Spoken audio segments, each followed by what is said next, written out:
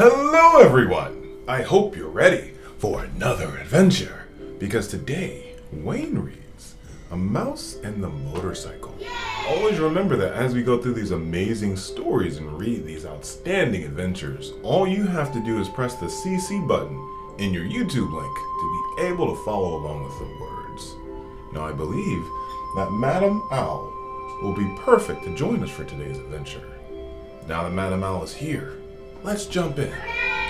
The Mouse and the Motorcycle. Chapter 7.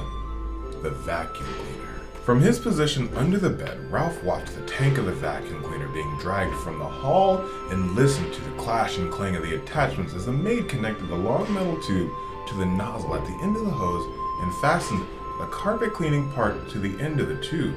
He heard her humming to herself as she played in the deadly machine and began to work back and forth across the carpet. It's nice she's so happy, thought Ralph bitterly, as he watched the hungry machine devour dust and lint as it lay in its path. The maid's feet, in white sneakers, moved across the room until, without bothering to bend down to see where she was cleaning, she shoved the attachment under the bed. It slid closer and closer to Ralph. To be on the safe side, he pushed the motorcycle far from reach from the machine, but he dared not take his eyes off the attachment for even an instant. He shuddered as he watched it gobble up a dust mouse, but even as he shuddered, he was fascinated by the power of the motor. The maid began to sing, "I'll give you a paper of pins, for that's the way my love begins." The attachment fell off the end of the long tube, but the maid, whose thoughts were elsewhere, did not notice. Now Ralph could feel the machine suck its breath, and knew he was in danger of being inhaled along with the dust mice. Recklessly, the maid pushed the open end of the tube back and forth any old way. There was no guessing which way it would go next. Ralph had to run the motorcycle to avoid that terrifying hole at the end of the tube. He ran to the right, he ran to the left, and still the maid pushed the tube around, unaware that the attachment had fallen off. Suddenly, the maid threw down the tube and did not turn off the motor. The tube landed with a bump and a bounce, and before Ralph realized what was happening, the awful machine had inhaled his tail, and he felt himself being pulled by the suction across the carpet. "Help!" He could not keep from squeaking, but no one heard him above the roar of the machine. He just managed to catch the rear of the motorcycle as he was sucked along the carpet. He hung on with all his strength. The machine, which was strong enough to suck up the mouse, was not strong enough to suck up the mouse and the motorcycle. Ralph lay there on his stomach, hanging for dear life and feeling his whiskers and fur swept back towards the machine. From his position on his stomach, Ralph could see the girl standing in front of the dresser. She was smiling at herself in the mirror and arranging her hair, dreaming, no doubt, of the busboy. Ralph despaired. There was no telling how long she would stand there in that silly way. With the vacuum cleaner motor making so much noise, the housekeeper was sure to think she was busy working. Ralph felt his paws beginning to slip.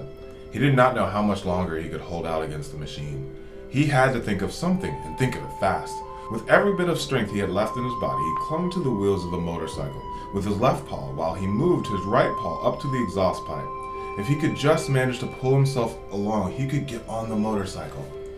Bit by bit, hand over hand, Ralph dragged himself forward along the exhaust pipe. He knew he was making progress when he could see part of his tail once more. He reached back and yanked his tail out of the tube, only to have it sucked in again. Ralph was far from being out of danger. "I'll give you the keys to my heart," the maid sang to herself in the mirror, now pulling her hair behind her ears, now piling it on top of her head, oblivious to the struggle that was happening on the bed. Once Ralph's paw slipped from under the exhaust pipe, he thought he was a goner until he caught the rear wheel in time to save himself. Slowly, he moved forward until his tail was free. Things were easier when he could brace his hind foot against the spokes of the rear wheel. Slowly, he rose clean to the machine until he was able to grasp the hind grips and throw his leg over the seat.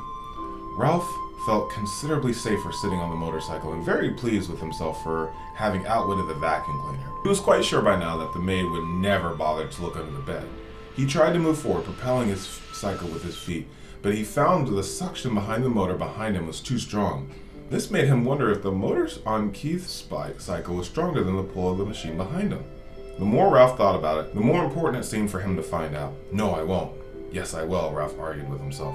He had a promise not to ride in the daytime. Yes, but Keith did not know he would have the chance to see which was stronger, the motorcycle or the vacuum cleaner. Keith would be interested, wouldn't he?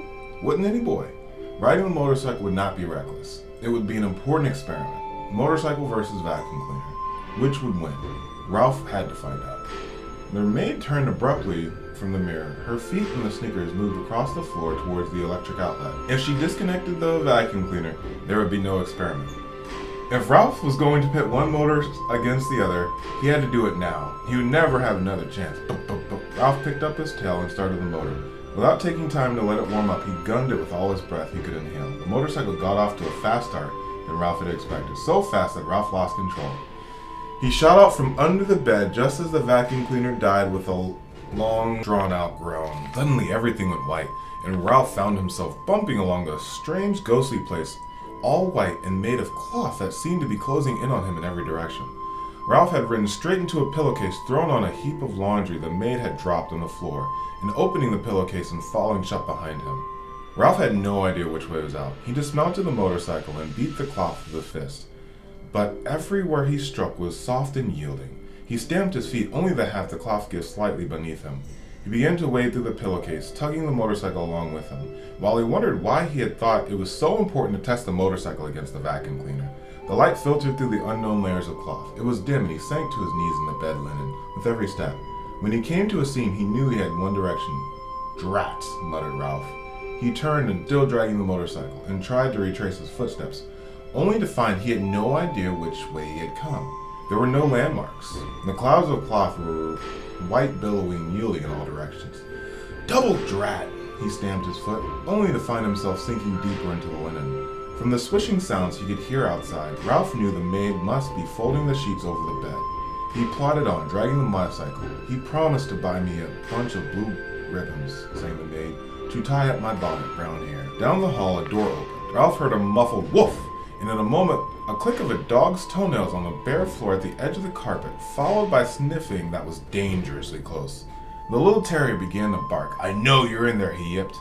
"Stick out your tongue and whittle your fingers at me, will you? Just wait."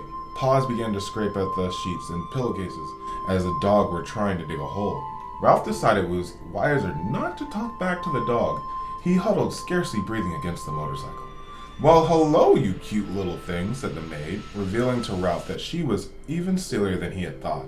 As if there was anything cute about a terrier that could scarcely see through his own hair. The dog went on yapping, a bit self-consciously, Ralph thought, now that he knew he was being admired by the maid. A man's steps came thumping down the hall. "Stop your rasket, you pesky mutt," said the owner's voice, and Ralph knew when the bark suddenly came from above that the dog had been snatched up. "Let me down, and I'll dig him out," yapped the dog as he was carried away. "Just let me down for 1 minute, and I'll show you."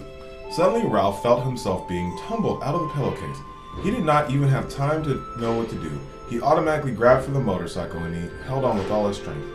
Even though he had been tipped upside down with his feet in the air, Ralph knew he was being lifted up inside the bundle of linen and carried down the hall.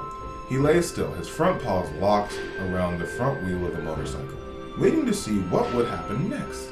The maid walked a short distance to what Ralph judged to be the linen room, and there she dumped her armful of bedding before she went off to clean another room. Ralph was deep in the hamper, with no light filtered throughout all. These sheets and pillowcases were on their way to the laundry, and since he had no wish to be laundered any more than he had wished to be thrown out with the trash, there was only one thing for him to do: start chewing. Ralph ripped into the pillowcase with his sharp teeth, and in no time he had made a ragged hole, which he'd crawled through.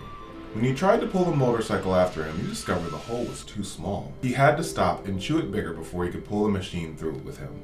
Ralph chewed through another and another layer, and then another as he worked his way upward, each time enlarging the hole for the motorcycle. His jaws began to ache, and still another cloth layer lay ahead, this time a damp bath towel, which would make slow chewing. Ralph was forced to make a decision. Did he want to save his life, or did he want to be carried off to the laundry with the motorcycle? There was only one answer.